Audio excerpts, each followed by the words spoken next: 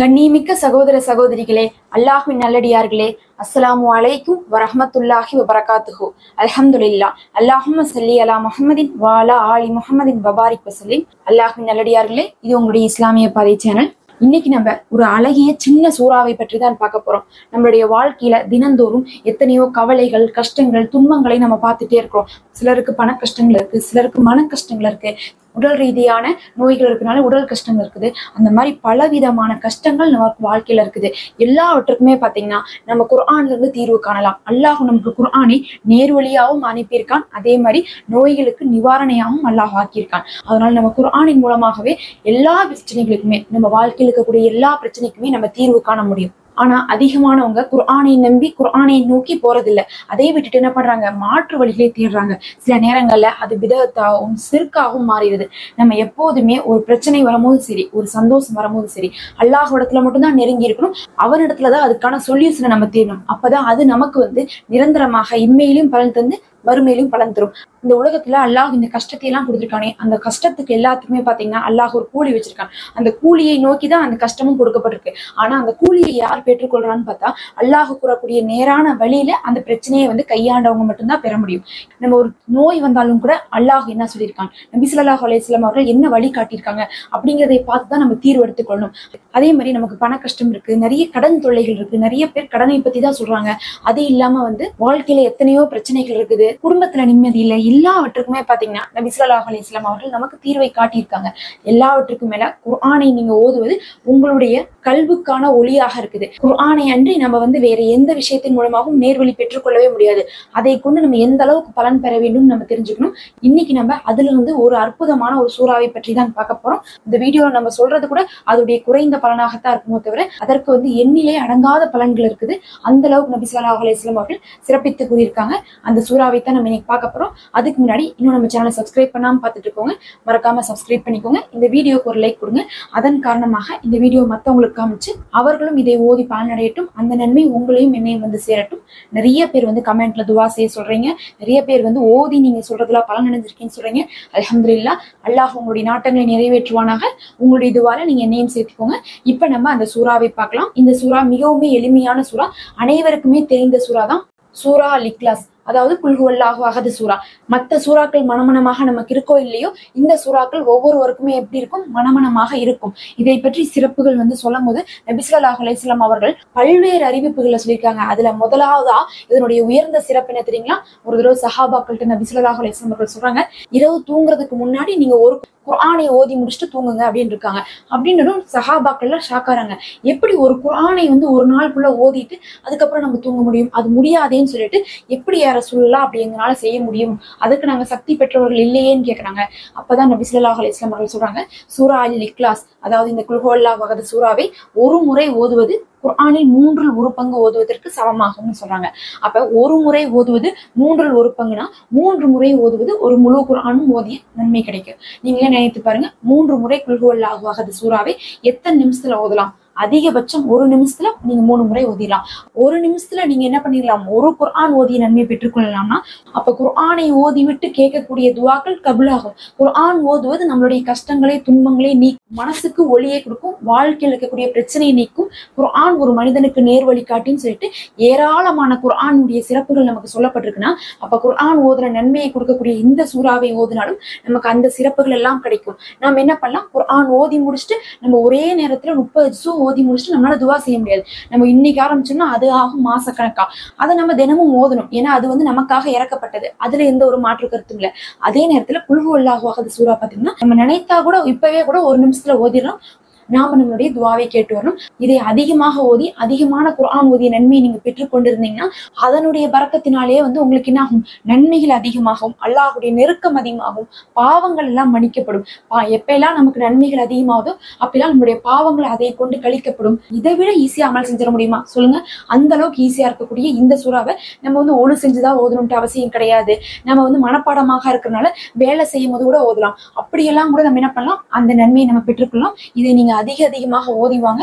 அதுல மிக முக்கியமாக நபி ஸல்லல்லாஹு அலைஹி வஸல்லம் அவர்கள் இன்னும் சில சிறப்புகள் சொல்லியிருக்காங்க. அந்த சிறப்புகளை நீங்க தெரிந்து கொள்ளுங்க. அதுல பார்க்கும்போது நபி ஸல்லல்லாஹு அலைஹி வஸல்லம் அவர்களே சஹாபாக்களுக்கும் அவங்களுடைய குடும்பத்தாருக்கும் வந்து பரிந்துரை செய்திருக்காங்க. என்னன்னா இந்த சூறாவை ஓதுமாறு. எப்போதுன்னு பார்த்தா நோயில இருக்கும்போது. அதனால நம்ம நோயில இருக்கோம்னா இந்த சூறா வந்து நோய்க்கு நிவாரணையாக இருக்கு அப்படின்னு நம்ம தினமும் ஓதி வரும்போது நம்மளே நோயும் அண்டாது. குழந்தைகளுக்கு ஏற்படக்கூடிய கந்திஷ்டிக்கும் இதை தான் வந்து பரிந்துரை செஞ்சிருக்காங்க. சக்ராத்துடைய வேதனையில இருக்கக்கூடியவர்களுக்கு கூட இதை பரிந்துரை செஞ்சிருக்காங்க. நம்ம இதை ஓதுனா சக்ராத்துடைய வேதனையை கூட குறைக்கப்படும்னு சொல்றாங்க. குறைக்கப்படும், ஆனா முழுமையாக சரியாகாது. ஏன்னா சக்ராத்துடைய வேதனை ஒருவருக்கு வருதுன்னா அவங்க மரணிக்க போறாங்கன்னு அர்த்தம். அல்லாஹ் அவர்களுக்கு நேரத்தை நியமித்துட்டான். அதனால வந்து மரணத்தை விட்டு எதுவுமே காக்காது. ஆனா அந்த வலியை கூட வந்து குறைக்கக்கூடியதாக இருந்திருக்கு. நபி ஸல்லல்லாஹு அலைஹி வஸல்லம் அவர்கள் சக்ராத்துடைய வேதனையில இருந்த போது அவர்களுக்கு இதுதான் வந்து ஓதி ஊதப்பட்டிருக்கு. இதெல்லாம் கேட்டாவே உங்களுக்கு தெரியும் இது எவ்வளவு சிறப்பா இருக்கும் இந்த சூறாங்கிறது. ஏன் இந்த சூறா அவ்வளவு சிறப்புன்னு பார்த்தா குர்ஆன்லயே வச்சு அல்லாஹுடைய சிஃபத்தை சொல்லக்கூடிய சூறாவா இருக்கு. சிஃபத்னா என்னன்னா ஒருத்தவங்களுடைய குணத்தை பத்தி, இவங்க இப்படிப்பட்டவங்க அப்படின்னு சொல்லிட்டு ஒரு 4 வரியில சொல்லணும்னா எப்படி சொல்ல முடியுமோ அந்த மாதிரி அல்லாஹுவை பத்தி சொல்லணும்னா அதுதான் வந்து குல் ஹுவல்லாஹு அஹத் சூறா. ஒரு மனிதன் வந்து உங்களுடைய இறைவனை பத்தி சொல்லுங்க அப்படின்னு சொன்னா இந்த சூறாவுடைய விளக்கத்தை நீங்கள் கொடுத்தால் போதும் அதுல அத்தனையுமே அடங்கிவிடும். அதனாலதான் இந்த சூறாவுக்கு அவ்வளவு ஒரு சிறப்பு இருக்குது. இன்னும் இந்த சூறாவை எப்பயெல்லாம் நபி ஸல்லல்லாஹு அலைஹி வஸல்லம் அவர்கள் ஓதி வந்திருக்காங்கன்னு கேட்டா இதை நம்ம எப்படி ஓதணுங்கிறது உங்களுக்கே புரியும். நபி ஸல்லல்லாஹு அலைஹி வஸல்லம் அவர்கள் காலை 3 முறை மாலை 3 முறை ஓதி வந்திருக்காங்கன்னு ஒரு சஹீஹான அறிவிப்புல வந்திருக்கு. அது இல்லாம இன்னொரு அறிவிப்புல இரவு படுக்கும் போது இதை 3 முறை ஓதாம தூங்க மாட்டாங்கன்னு வந்திருக்குது. அப்படின்னா பாத்துக்கோங்க, காலை மாலை இரவு வந்துருச்சு. அது இல்லாம இன்னொரு அறிவிப்புல 5 நேர தொழுகைக்கு பிறகும் இதை வந்து ஓதி வருவாங்க நபி ஸல்லல்லாஹு அலைஹி வஸல்லம் அவர்கள் வந்திருக்கு. அப்படின்னா காலை மாலை இரவு, அது இல்லாம 5 நேர தொழுகைனா ஒரு நாளைக்கு வந்து பார்த்தா 5 நேர தொழுகைக்கு பின்னாடி ஒருத்தவங்க ஓதிட்டாங்கன்னாவே ஒரு நாள் முழுவதும் ஃபர்லுக்கு பின்னாடி செய்யற அளவுக்கான சிறப்பான ஒரு அமலாக இந்த சூறா இருக்குது. அப்படி நம்ம 5 நேரம் ஃபர்லுக்கு பின்னாடி ஓதுனா என்ன ஆகும்னு சொல்லுங்க. 3 தடவை நீங்க குல் ஹுவல்லாஹு அஹத் சூறா ஓதுனா 5 குர்ஆன் ஓதுனா நன்மை கிடைக்கும். ஒரு நாளைக்கு நம்ம 5 குர்ஆன் ஓதிய நன்மையை நம்ம பெற்றுக்கொண்டு அதனுடைய பரக்கத்தால நம்ம கேட்கக்கூடிய துஆக்கள் கபூலாகும். அந்த நன்மையின் காரணமாகவே நம்மளுடைய வாழ்க்கையில எல்லா கஷ்டமே தீரும். பண கஷ்டம் மட்டும் இல்ல, நோய் கஷ்டமாகட்டும், வாழ்க்கையில இருக்கக்கூடிய பிரச்சனைகள் ஆகட்டும், இல்ல குடும்பத்துல இருக்கக்கூடிய பிரச்சனைகள் எல்லாமே உங்களுக்கு தீரும். அல்லாஹ் நமக்கு லேசாக்கி வைப்பான். இன்னும் இந்த சூறாவை ஓதி நீங்க என்ன பண்ணலாம்னா தண்ணியில ஊதி குழந்தைகளுக்கும் கொடுக்கலாம். அதே போல வந்து குழந்தைகளுக்கும் ஊதி நீவி விடலாம் கை கால்லாம். எதுக்குன்னா கந்திஷ்டி படாம இருக்கிறதுக்காக, நோய்கள் வராம இருக்கிறதுக்காக. இதோடு சேர்ந்து குல் அவுது பிரபின் நாசும் குல் அவுது பிரபின் ஃபலக்கும் நீங்க சேர்த்திக்கோங்க. ஏன்னா 3மே சேர்த்திதான் பாதுகாப்பிற்கான சூறான்னு சொல்லிட்டு வந்திருக்கு. அதனால நோய் நிவாரணத்துக்கு கந்திஷ்டிக்கெல்லாம் ஓதுற மாதிரி இருந்தா 3 குல் சூறாசியும் ஓதி நீங்க ஓதுவது சிறந்தது.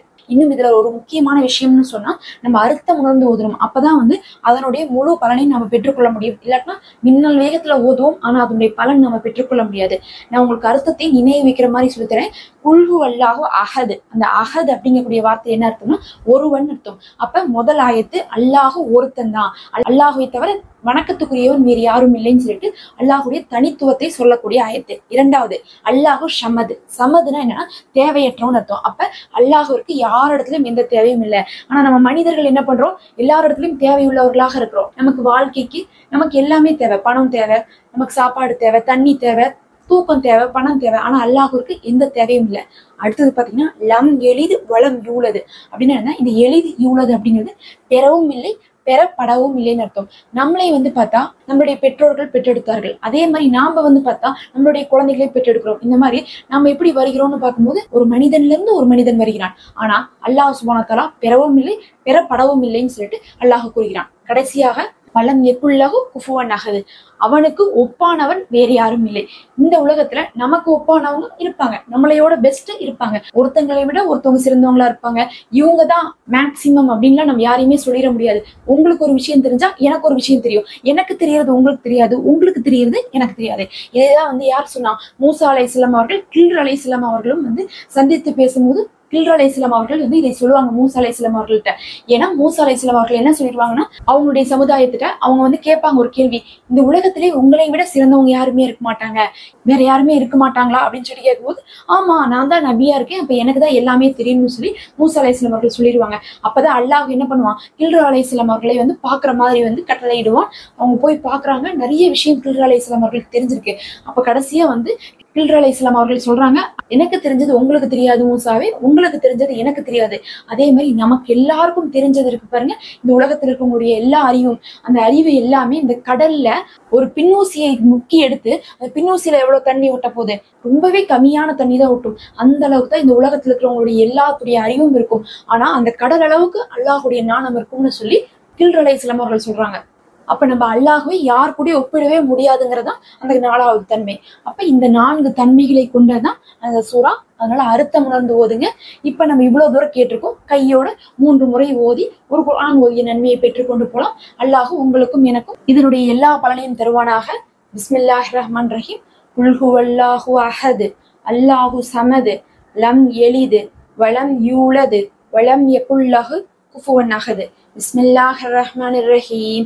குல் ஹுவல்லாஹு அஹத் அல்லாஹு சமது லம் யலிது வலம் யூலது வலம் யகுல் லஹு குஃபுவன் அஹத். பிஸ்மில்லாஹிர் ரஹ்மானிர் ரஹீம். குல் ஹுவல்லாஹு அஹத் அல்லாஹு சமது லம் யலிது வலம் யூலது வலம் யகுல் லஹு குஃபுவன் அஹத். நபியே கூறுவீராக, அல்லாஹ் ஒருவன் என்று, அவன் யாதொரு தேவையுமற்றவன், அவன் பெறவும் இல்லை பெறப்படவும் இல்லை, அவனுக்கு நிகரானவர் வேறெவரும் இல்லை. இனிமேல் நீங்க இந்த சூறாவை வழக்கமாக ஓதிவாங்க, அதிகமாக ஓதிவாங்க. இதை வளமையாக்கி கொள்ளுங்க. தினமுமே பயன் தரக்கூடிய ஒரு அமல்களை எடுத்து தொகுத்து கொடுத்துட்டு இருக்கோம். நிறைய பேர் பலன் பெற்று வருகிறார்கள். நம்ம சொல்லக்கூடியதெல்லாம் நிச்சயமாக உங்களுக்கும் பலன் தரும். தொடர்ந்து நம்ம போடக்கூடிய அனைத்து விஷயத்தையும் பார்த்துவாங்க. இன்னும் உங்களை சேர்ந்தவங்களுக்கும் இதை ஷேர் பண்ணி கொடுங்க. மறக்காம சப்ஸ்கிரைப் பண்ணிக்கோங்க. அஸ்ஸலாமு அலைக்கும் வரஹ்மத்துல்லாஹி வபரகாத்துஹு.